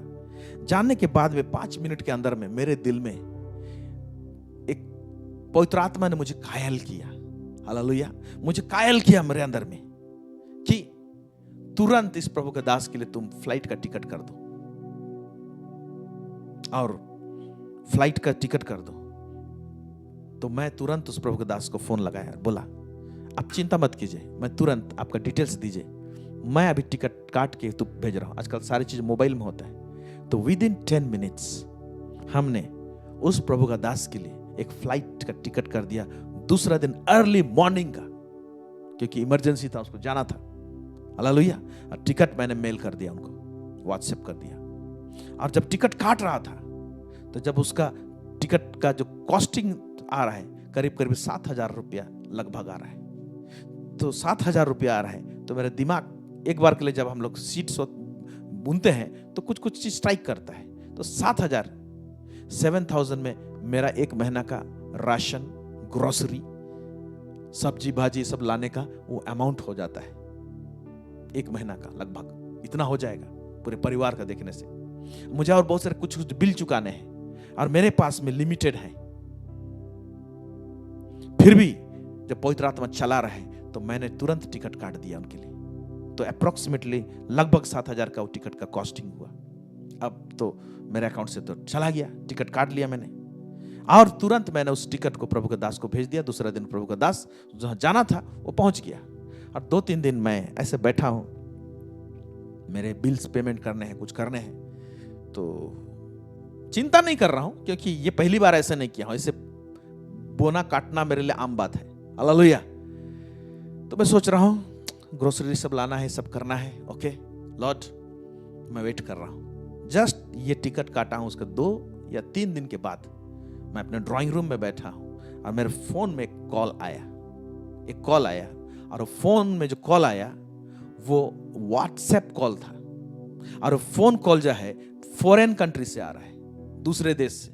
और उस फॉरेन कंट्री से एक प्रभु का दास मुझे फोन करता है और मैं उस प्रभु के दास से वर्षों तक कोई कनेक्शन नहीं है, कांटेक्ट नहीं है, लेकिन उसका नंबर था मेरे पास में। और बहुत रेयरली मुझसे मुलाकात होता है, 2 साल 3 साल में बाई चांस 5 या 10 मिनट। और ना मेरे दिमाग में वो है, ना कभी फोन में बात ही होती, फोन में तो बात ही नहीं होती। और उन्होंने मुझे फोन किया और मैं अचंभा किया। और मैं जान रहा हूं कि ये प्रभु का दास इंडिया में नहीं रहता है, ये दूसरे देश में रहता है। फिर मैं उठाया उस फोन को और उन्होंने कहा, पास्टर अमित। मैं बोला, प्रेज द लॉर्ड। बोले, यस सर। कैसे याद किया? अचानक से मैं चौंक गया। फिर सामने से वो कह रहा है, उस व्हाट्सएप कॉल में कह रहा है कि पास्टर अमित, मैं और मेरी पत्नी हम लोग दोनों प्रार्थना कर रहे थे और परमेश्वर के राज्य में, उसका राज्य का विस्तार के लिए हम लोग परमेश्वर के राज्य में हम लोग कुछ बुनना चाहते हैं। हालेलुया। और जब प्रार्थना कर रहे थे तो हम बोले प्रभु से कि प्रभु, हम तू कोई किसी दास को दिखा कि उसके जीवन में हम बुनना चाहते हैं, उसको हम ऑनर करना चाहते हैं। तो प्रभु ने आपका नाम हमको दिया बोला। और उन्होंने कहा, आप तुरंत अपना अकाउंट नंबर मुझे दीजिए, उन्होंने कहा। और मैंने व्हाट्सएप में अपना अकाउंट नंबर भेज दिया। मैं निश्चिंत हूं। और दूसरा दिन मेरे अकाउंट में उन्होंने वो बीज को बुना और मेरा अचंभा से बाहर था। इस तरह से मेरे साथ में कभी हुआ नहीं, तो होता था, लेकिन इस प्रकार से जब मेरे अकाउंट में मैंने देखा तो वो बीज 38,000 रुपीस था। Hallelujah, praise the Lord. मैं 1 महीना का ग्रोसरी के विषय में सोच रहा था, लेकिन लगभग मुझे 5 महीना का ग्रोसरी एक शॉट में परमेश्वर ने दिया। केवल इतना ही नहीं, मेरे सोच विचार से बाहर हो गया। हालेलुया।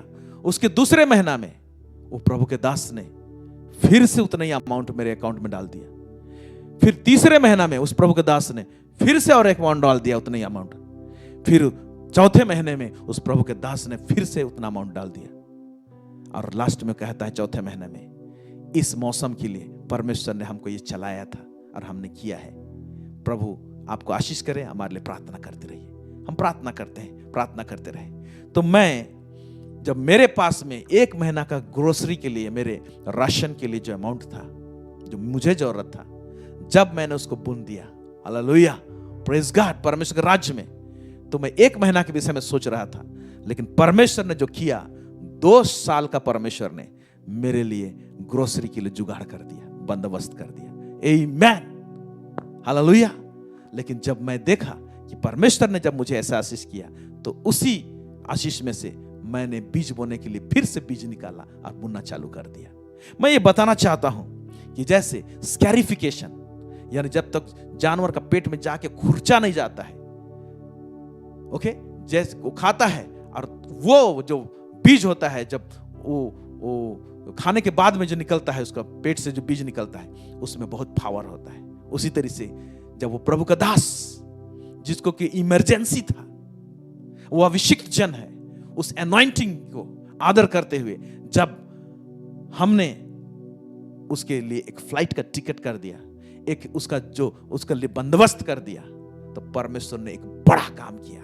Praise God. इस तरह से, और यही चीज एलिया नबी के टाइम में हुआ, जब एलिया को परमेश्वर ने एक विधवा के पास भेजा था, और वो अकाल का टाइम था और बारिश नहीं हो रही थी। उस टाइम का घटना को देखते हैं। सेम चीज जो मेरे लिए हुआ, हालेलुया, वो एलिया और उस विधवा के लिए परमेश्वर ने किया था, या तो विधवा के लिए किया था। आइए हम लोग देखते हैं उसको। पहला राजा उसका 17, उसका 9 से लेकर 15, यहां पर देखते हैं क्या होता है। सीड का स्कैरिफिकेशन मतलब खुरचा जाना, मतलब तुरंत जो इमीडिएट यूज में आता है, ओके, वो खुरचा जाता है, इमीडिएट यूज में आता है। कई बार हम लोग परमेश्वर के राज्य में बुनते हैं, लेकिन हो सकता है वो तुरंत परमेश्वर के राज्य में इस्तेमाल में नहीं आता। लेकिन कुछ चीज जब परमेश्वर के राज्य में बुनते हैं हम लोग, वो तुरंत बहुत इमरजेंसी रहता है, तो खुरचा जाता है, स्कैरिफिकेशन होता है बोलने चलेगा उस बीज का। और उसका फल जो होता है वो बहुत पावरफुल होता है। उसका हार्वेस्ट, उसका कटाई जो होता है ना, बहुत पावरफुल होता है, जहां जैसे यहां पर हुआ है। पढ़ेंगे। चलकर सिदोन के सारपत नगर में जाकर वहीं रह। सुन, मैंने वहां की एक विधवा को तेरे खिलाने की आज्ञा दी है। अतः वह वहां से चल दिया और सारपत को गया। नगर के फाटक के पास पहुंचकर उसने क्या देखा कि एक विधवा लकड़ी बीन रही है। एक विधवा लकड़ी बीन रही है, देख रहा है। उसको बुलाकर उसने कहा, किसी पात्र में मेरे पीने को थोड़ा पानी ले आ। जब वह लेने जा रही थी तो उसने उसे पुकार के कहा, अपने हाथ में एक टुकड़ा रोटी भी मेरे पास लेती आ। उसने कहा, तेरे परमेश्वर यहोवा के जीवन की शपथ, मेरे पास एक भी रोटी नहीं है, केवल घड़े में मुट्ठी भर मैदा और कुप्पी में थोड़ा सा तेल है। ये बोल रही है, एलिया आता है, इस विधवा से कहता है मेरे लिए पानी लेकर आ। जब पानी लेने के लिए मुड़ती है तो कहता है कि मेरे लिए रोटी भी लेकर आ।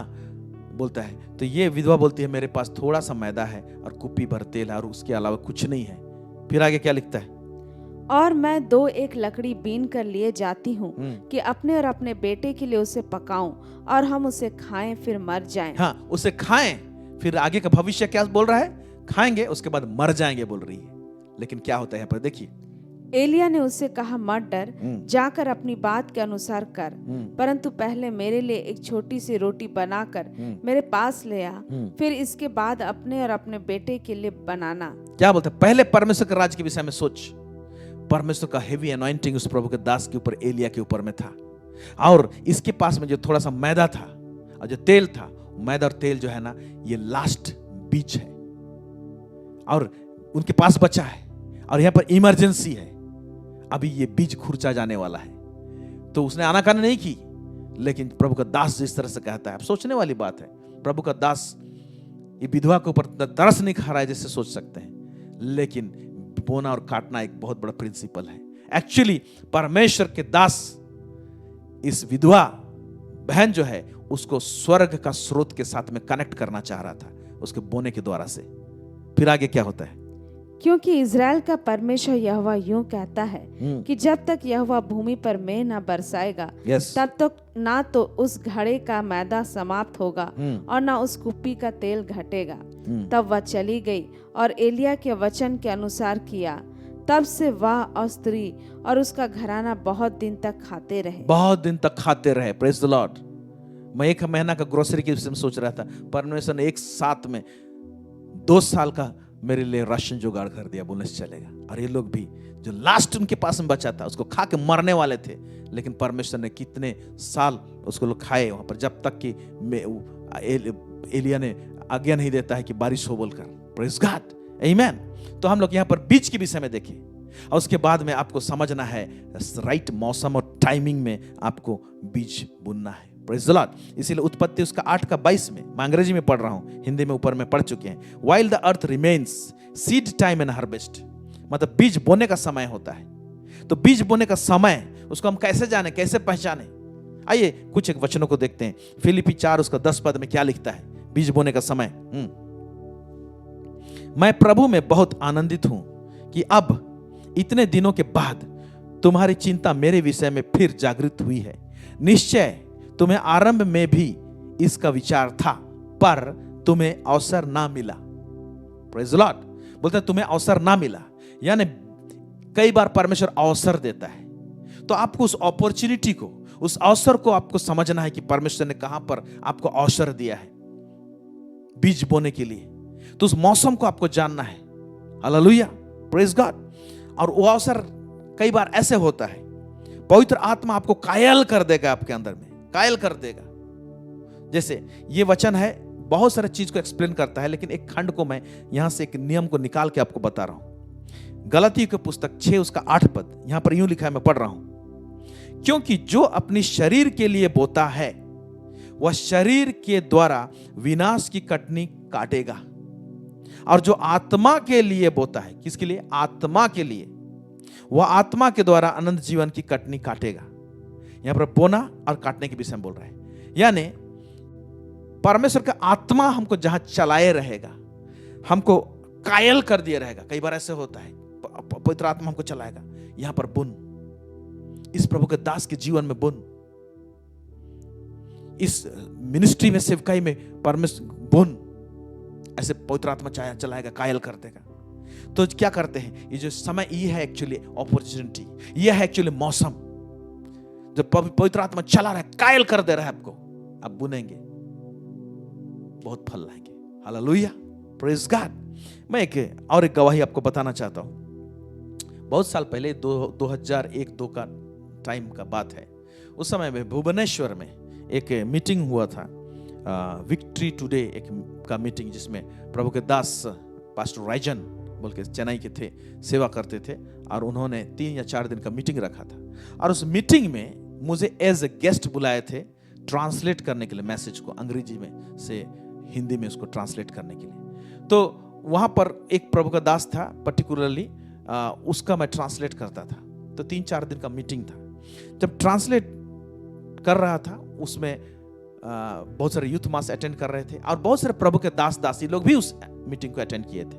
और वहां पर कुछ प्रभु के दास दासी लोग आए थे, उस मीटिंग को अटेंड कर रहे थे, उनको मैं जानता था, फ्रंट लाइन में बैठे थे वो लोग। और आखिरी दिन में परमेश्वर के दास ने गिविंग के विषय में कुछ सिखाया। बहुत ने परमेश्वर के राज में बुना, हमने भी बुना। हालेलुया।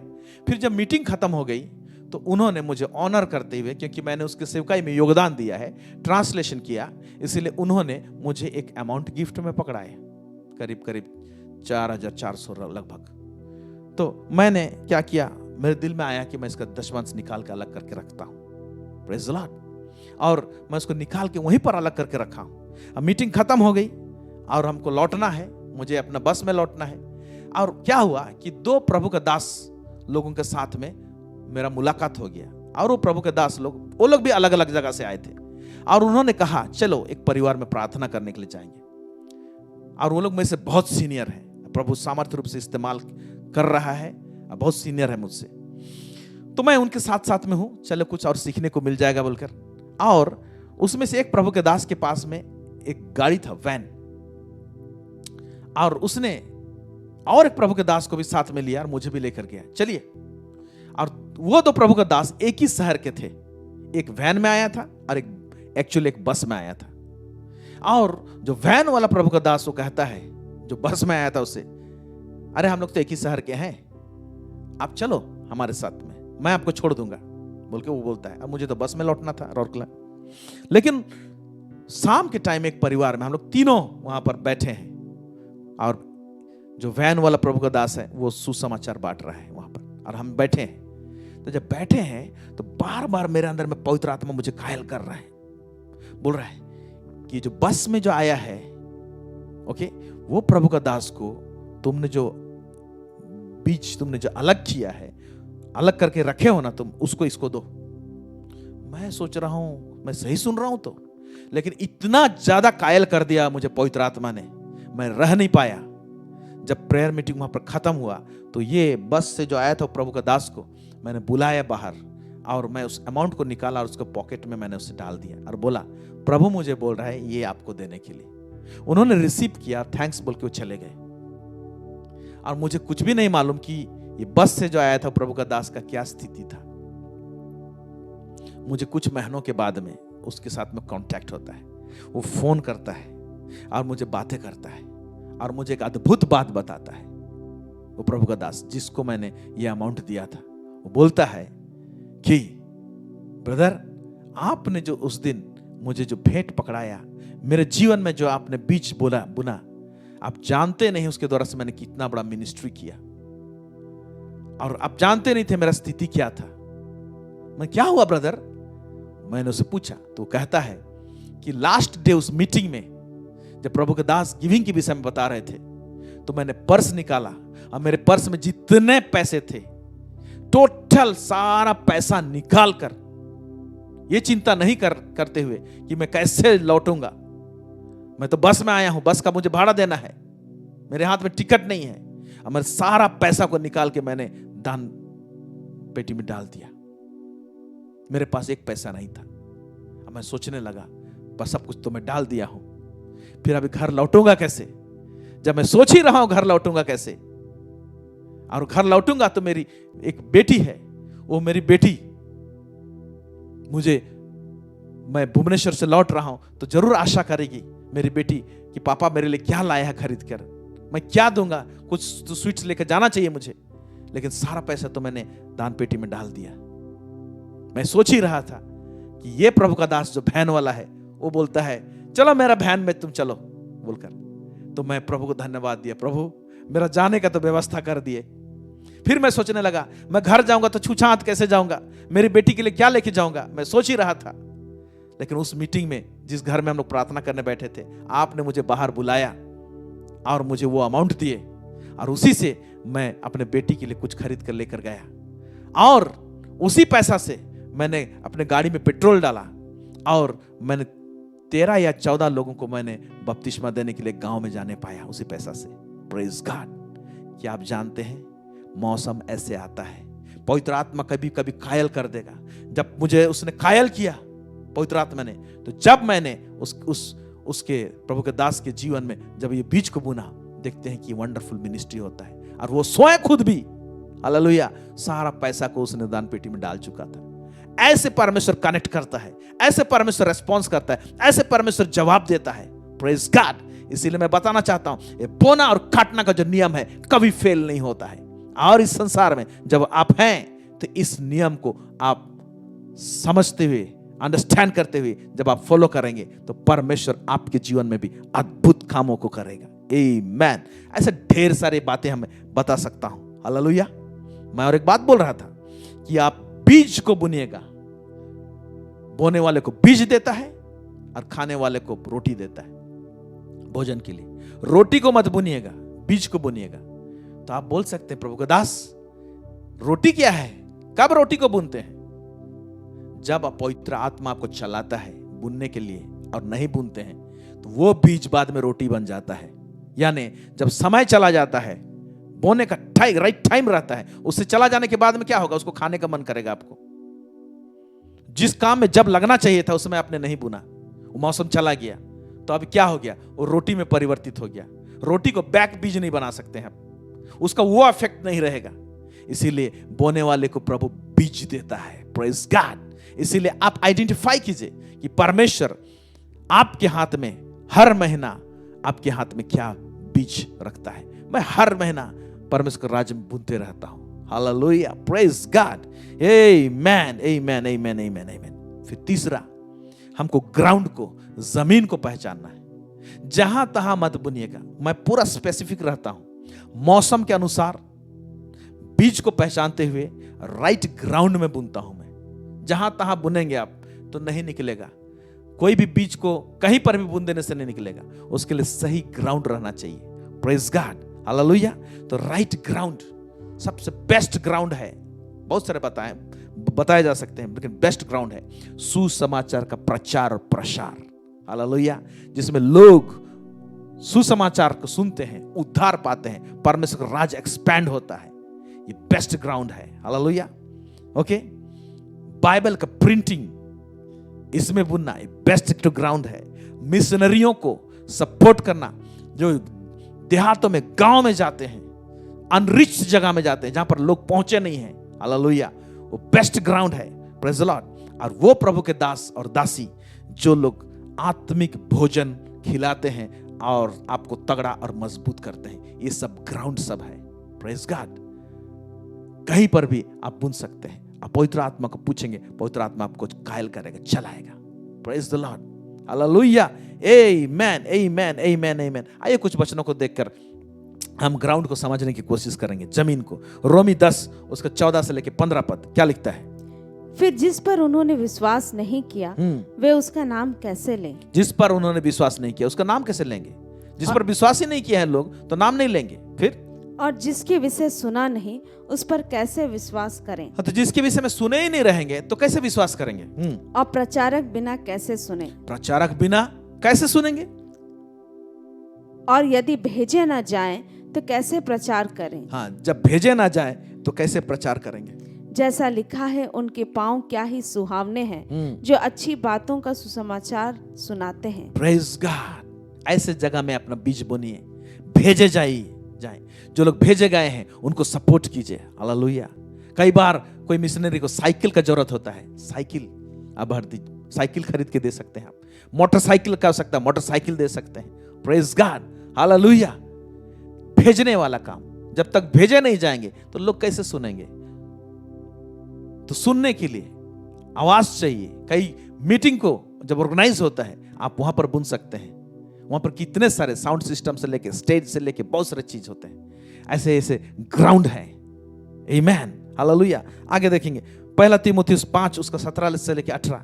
ये एक ग्राउंड है। हाँ, जो प्राचीन अच्छा प्रबंध करते हैं, विशेष करके वे जो वचन सुनाने और सिखाने में परिश्रम करते हैं। विशेष करके वे जो वचन सुनाने और सिखाने में परिश्रम करते हैं। वचन सुनाने और सिखाने में परिश्रम होता है।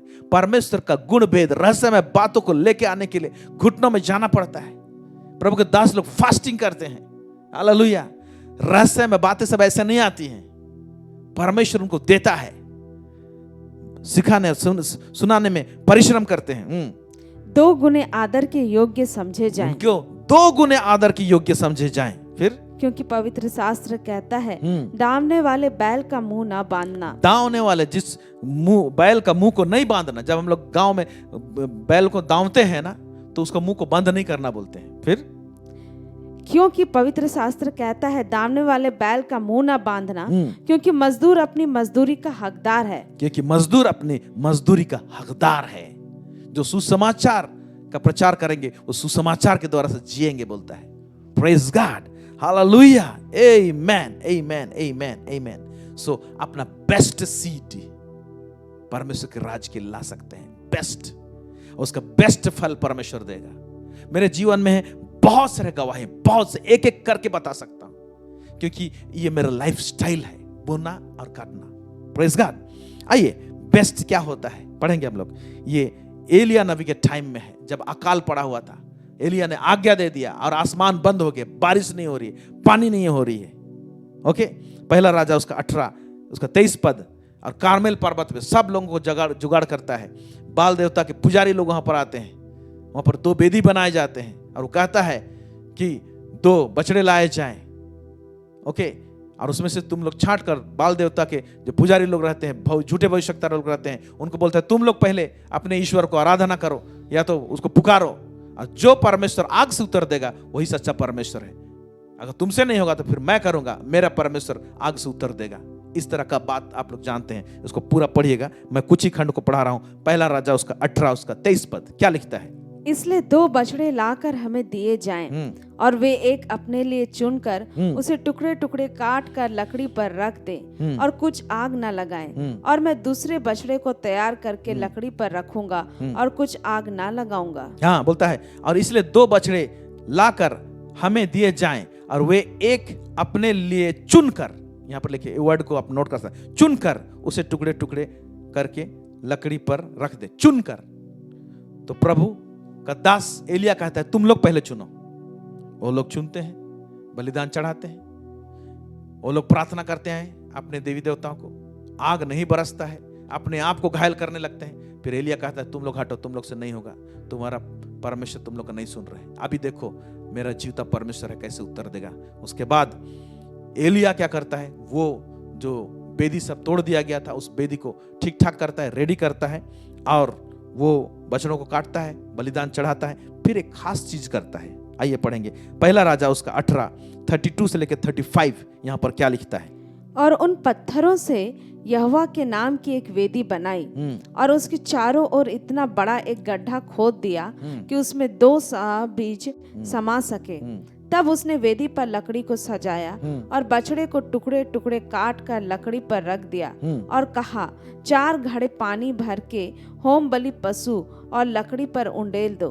4 घड़े पानी भर के होम बलि पशु और लकड़ी पर उंडेल दो, बोलता है। फिर तब उसने कहा दूसरी बार वैसा ही करो। तब लोगों ने दूसरी बार वैसा ही किया। फिर उसने कहा तीसरी बार करो। तब लोगों ने तीसरी बार भी वैसा ही किया, और जल वेदी के चारों ओर बह गया, और गड्ढे को भी उसने जल से भर दिया। हाँ, गड्ढे को भी जल से भर दिया। यहाँ पर हम लोग देखते हैं कि 4 घड़े 3 बार भरे जाते हैं। Hallelujah, praise God. अब वेदी में तो बलिदान है ना भाई, ये पानी डालने का सिस्टम में क्या कर रहा है यहाँ पर? What is the revelation behind it? इसके पीछे में प्रभु क्या बातें कर रहा है, क्या प्रकाशन है? पहला बात, जो वेदी में जो बलिदान है, 2 बछड़े लाए गए। मैं एक दिन प्रार्थना कर रहा था और स्पष्ट रूप से हृदय में पवित्र आत्मा ने कुछ बातों को डाला। वो जो बलिदान था ना, वो बेस्ट बलिदान नहीं था, पहली बात, क्योंकि उन दिनों में अकाल था, बारिश नहीं हो रही थी, पानी नहीं बरस रहा था, जानवर लोग खाने पीने के लिए तरस रहे थे। उस पढ़िएगा ऊपर में। तो ऐसे टाइम में जब खाने पीने को नहीं मिल रहा है, तो उस समय का जीव जंतु का हालत क्या होगा? ऊपर से 2 बछड़े को जब लाया गया तो पहले उनको छांटने के लिए कहा गया। किनको? बाल देवता के पुजारी लोगों को। तो दोनों में अगर कंपेयर करेंगे तो जो उनको अच्छा लगेगा, जो उनको ठीक रहा, दोनों में जो बेस्ट रहेगा। ऐसे तो बेस्ट नहीं है वो लोग, क्योंकि खाना पीना उस समय मिल नहीं रहा था, तो उसमें से अपने लिए अलग कर लिए।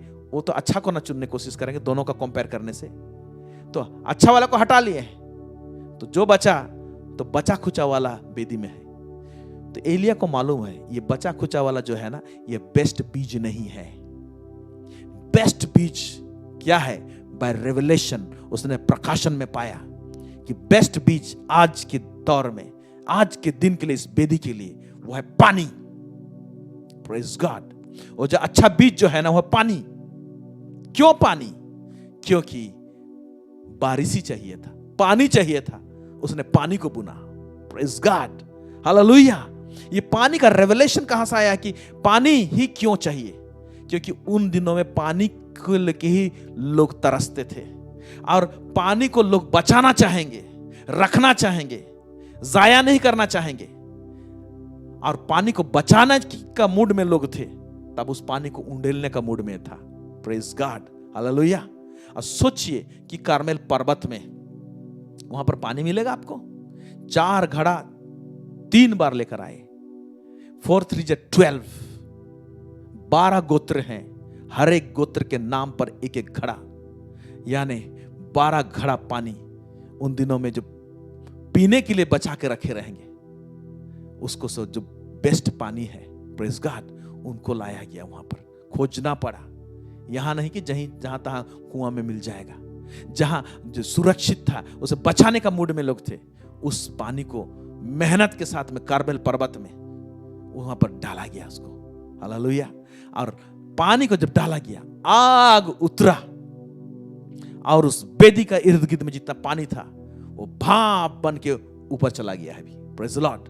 तो भाप बन के ऊपर चला गया, बोलने से आप समझ रहे हैं कि परमेश्वर के सम्मुख उस वेदी के थ्रू से एलिया ने परमेश्वर को बेस्ट सीड चढ़ाया, अच्छा बीज चढ़ाया। वो पानी जरूरत था उन दिनों में, पानी को ही चढ़ा दिया।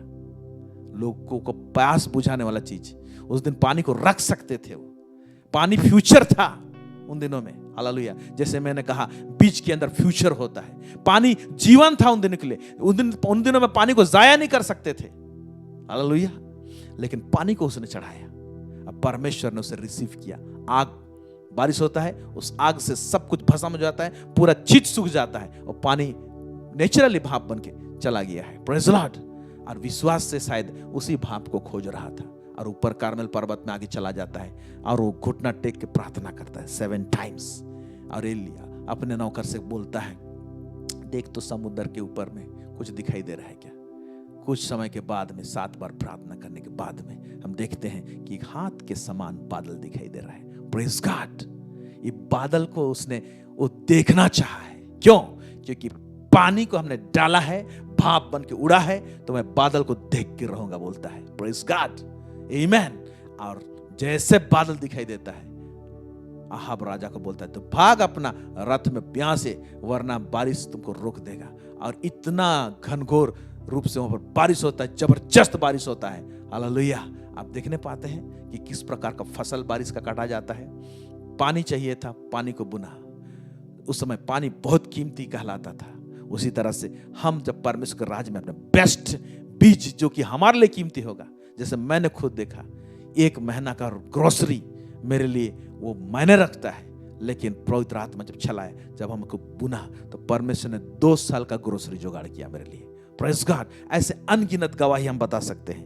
आमेन, प्रेज द लॉर्ड। इसलिए मैं बताना चाहता हूं, परमेश्वर के राज में बुनना और काटना जो है, हालेलुया, ये पावरफुल प्रिंसिपल है। और प्रिंसिपल यही बोलता है, जो थोड़ा बोएगा वो थोड़ा काटेगा, जो ज्यादा बोएगा सो ज्यादा काटेगा। Praise God, hallelujah. और मैं ये बताना चाहता हूं कि आप सिर्फ फाइनेंशियल ब्लेसिंग, वेल्थ का ब्लेसिंग काटने के लिए केवल नहीं बुनते हैं, लेकिन आत्मिक आशीष को भी प्राप्त करने के लिए हम लोग बीज बुनते हैं। मैं कई बार फिनेंशियली, प्रभु मुझे फाइनेंस में मुझे जुगाड़ करे, या तो मुझे वेल्थ दे प्रभु, इसके लिए नहीं बुनता हूं सब समय। कई बार रेवलेशन पाने के लिए, Lord reveal me, talk to me. इसलिए बड़े बड़े प्रभु के दास लोग हैं जो लोग रेवलेशन में मूव कर रहे हैं, उनके मिनिस्ट्री में, उनके लाइफ में मैं बुनते रहता हूं, ताकि मेरे जीवन में भी रेवलेशन बढ़ने पाए। ये आत्मिक बातों के लिए हम बुनते हैं। Praise God. इसीलिए बहुत सारी चीज, भौतिक बातों को फसल काटने के लिए भी बुन सकते हैं, आत्मिक बातों का फसल काटने के लिए भी आप बुन सकते हैं। Praise God, hallelujah. प्रभु इस वचन के द्वारा से आप सबको बहुत अधिकाई से आशीष दे। आमेन। प्रार्थना करते हैं। सर्वसामर्थी सेनाओं का यह परमेश्वर पिता, इजराइल का परमेश्वर, दाऊद का परमेश्वर, इब्राहिम का परमेश्वर, आपको धन्यवाद देते हैं लॉर्ड। आज प्रभु परमेश्वर पिता आपने बोने और काटने के विषय में प्रभु जी हमारे बीच में रखा Lord.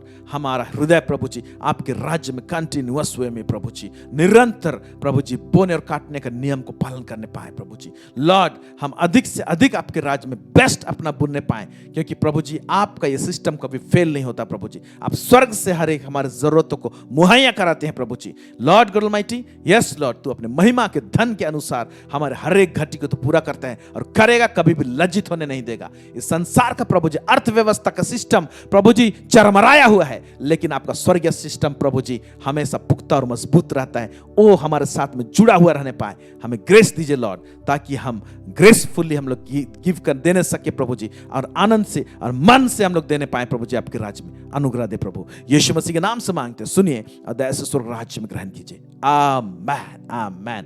Praise the Lord. God bless you, God bless you. आने वाला सप्ताह जुड़ने के लिए मत भूलिएगा। प्रभु आप सबको अधिक आशीष करे। Thank you.